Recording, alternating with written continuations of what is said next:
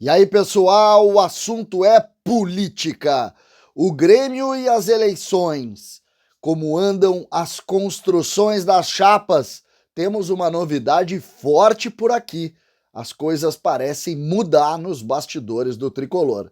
César Cidade Dias falando de Grêmio aqui no YouTube. Papo de gremista para gremista. Mas antes, o recado da Mais Ágil para você que está precisando viajar, comprar alguma coisa, não deixe o FGTS lá parado. O governo autoriza o saque e o pessoal da Mais Ágil antecipa o valor para você. Entre agora na descrição do vídeo e converse com a Mais Ágil e tenha o FGTS na sua conta em até 24 horas. Converse agora com a Mais Ágil e resolva esse problema. Mais Ágil é a solução. Gente, como foi construída a eleição para a presidência do Conselho Deliberativo? Isso define um pouco da forma como as parcerias estão sendo montadas. Na eleição proporcional, tivemos a chapa de Alberto Guerra com 21% dos votos. Tivemos a chapa de Odorico Roman com 22% dos votos. E tivemos a chapa de Danley com 19% dos votos.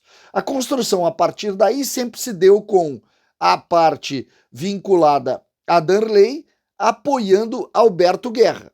E isso se refletiu na eleição para a presidência do Conselho. Bugin e Roger Fischer venceram com o apoio desses dois grupos. Os 50 conselheiros do Danley seguindo lá também os muitos conselheiros de Alberto Guerra e suas composições. O candidato de Odorico, Luciano Brasil, acabou perdendo a eleição, 180 a 137 votos. Mas e agora?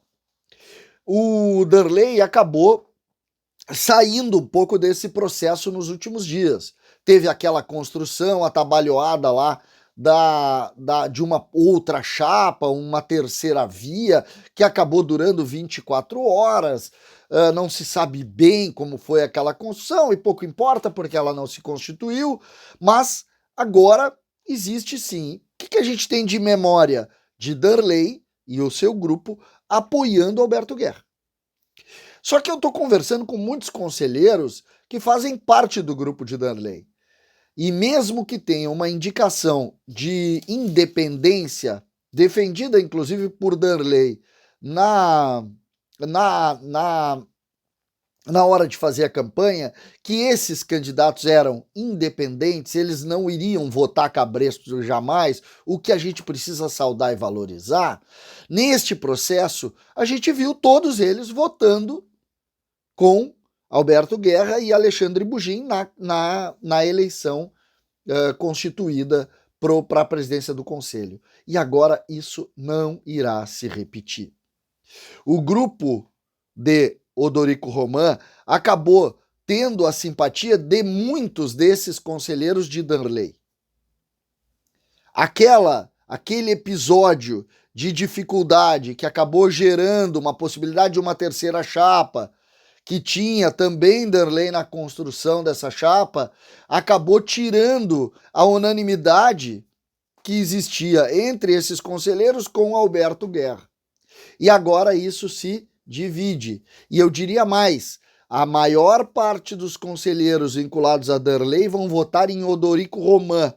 E nós teremos uma mudança nessa balança do primeiro turno.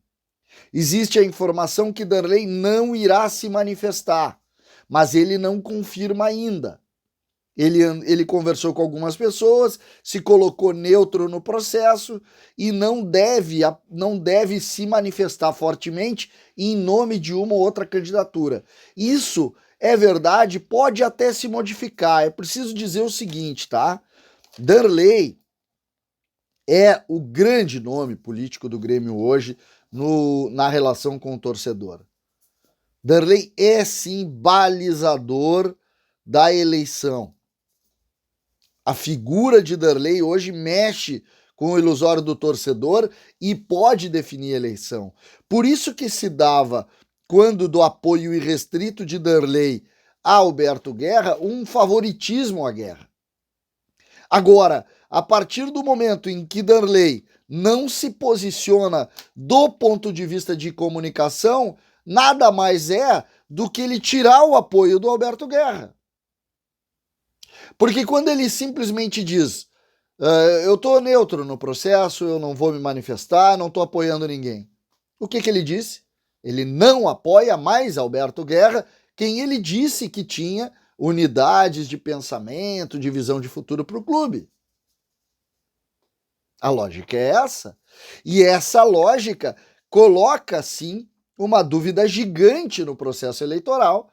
Dentro do conselho não me parece relevante, porque mesmo que os 40 conselheiros do Darley votem no Odorico, isso não vai mudar relação nenhuma com a eleição dentro do conselho, porque os dois vão atingir a cláusula de barreira, mas, claro, impõe a eleição no pátio outra realidade, completamente diferente, principalmente por essa situação. Por isso é que é preciso ficar atento ao movimento do Darley, sobretudo depois do dia 7.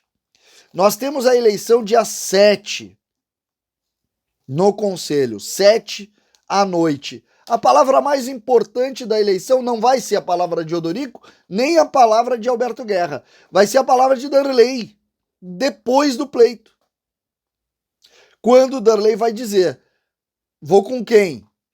Apoio quem? Ainda temos a força e a memória do apoio ao Alberto Guerra, mas o silêncio de Darley nos últimos dias indica uma isenção.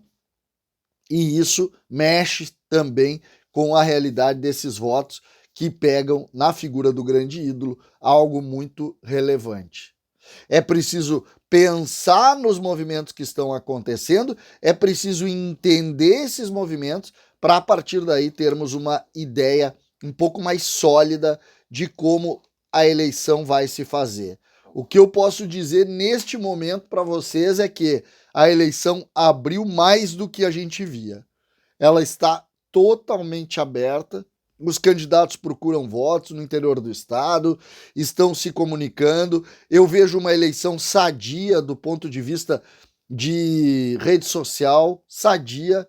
Não vi nada fora do contexto, como aconteceu, por exemplo, na eleição do Internacional.